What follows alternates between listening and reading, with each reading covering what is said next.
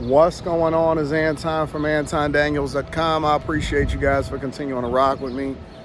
I learned a few things from doing these interviews, especially the one that I did last night on Wednesday. It was actually a part 2 interview with my homegirl Bianca.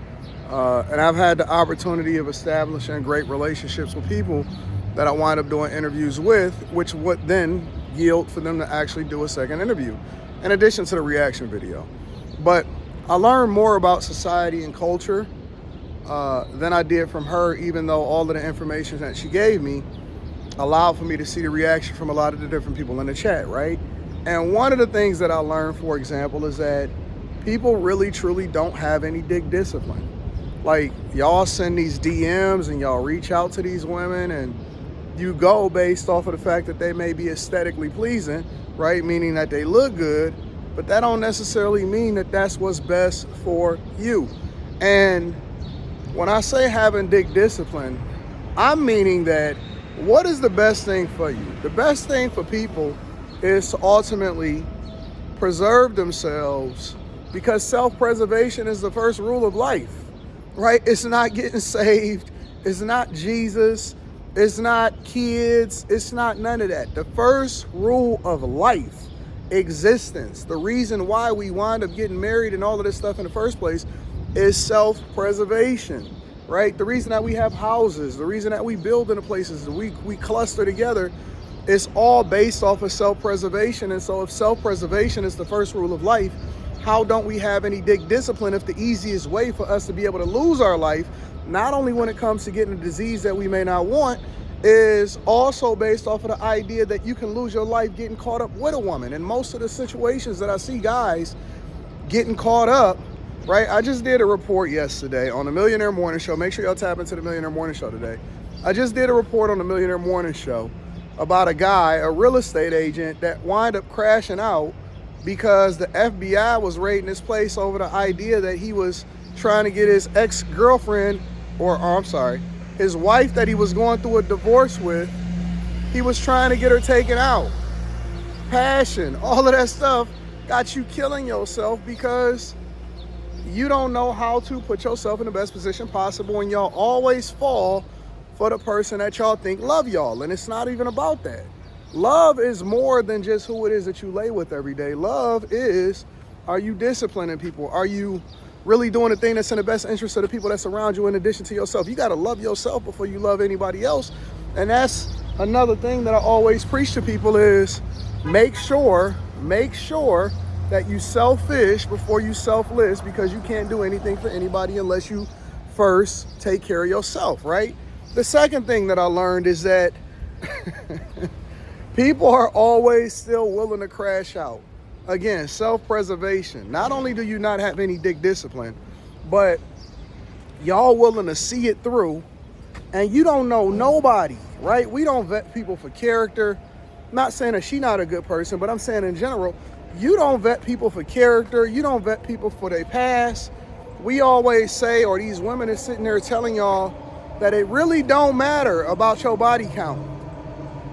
It absolutely matters about your body count. What you mean?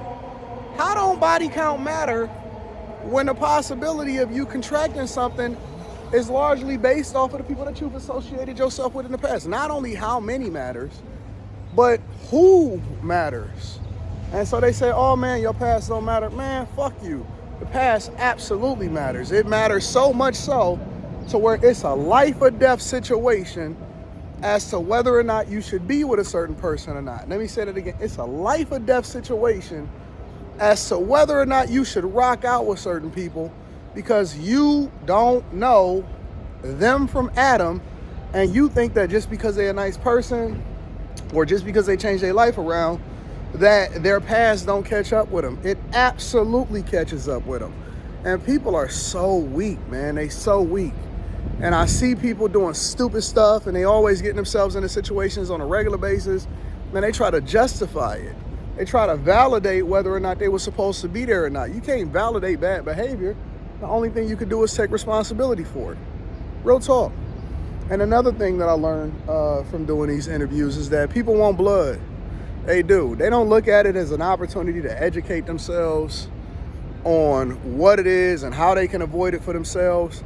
The only thing they care about is whether or not you hold the other person accountable. What you mean? Life is kicking their ass, and the life is holding them accountable. When you interview somebody, you want them to give you all of the information possible. So my goal is to make sure that they open up, that they want to come back and all of that, and then you take the information and do with it what you want. But people are so stupid, and sometimes, I like to take the comments off because it allows for me to be able to be more focused on what the agenda is instead of focused on what other people talking about. And I even tell the interviewee to take the comments off so it's easier for them to focus also. But people are, it's insane. It's absolutely insane. And as I live life and as I get older, and the more that I learn, the more I realize how fucked up society is, how fucked up culture is, why it's so important for you to focus more on doing the thing that everybody else is not doing, instead of trying to go along with the go along, get along gang. It's always easier for you to focus and be more in your own phase and your own silo. And that don't mean that you're not gonna find your people or your culture or anything like that. But what it does mean is, it means that you're gonna be more focused on doing the thing that's in your best interest instead of the people that's willing to not go along with you. Because if you fuck up, ain't none of these people gonna be there to save you. They not gonna be your friends. They not gonna rock out with you. It's not gonna be a situation where, oh man, they gonna still hold you down. Nah, man, listen.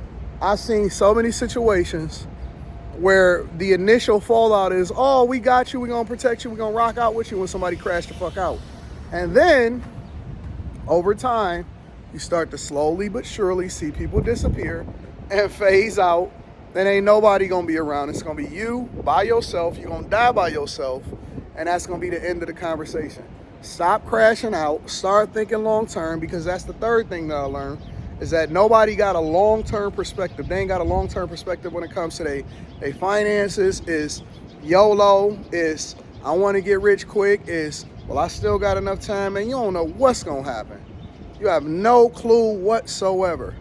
And so I'm always focused on a long-term goal. I'm always gonna do the thing that's in my best interest, because what's best for me is what's best for my family. And I'm always gonna look to learn and be educated so that I can make better decisions. But when you're in a debate style, then that's the time for you to go back and forth and meet people with the type of energy that you want to be met with. If I see a chick that get unruly with me or whatever, then it's up from there. So that's a different conversation. In the same way that it's going to be up if a guy get unruly with me. But if a chick is cool and she ain't giving out bad energy and stuff like that, I ain't got no time for to be, even if I disagree with you, that don't mean that I'm going to go out here and fight with you. And so y'all got to read through. Oh, last but not least, I almost forgot about this one. Get off them apps. Get off the dating apps. Stop trying to get with people based off of their DMs. You don't know these people. You can't read their energy. You don't even know them from left to right. You don't know what the rebrand is. You don't know. Get off the apps, bro. I don't know why y'all so obsessed with the lowest hanging fruit, with the easiest way to try to reach out with people.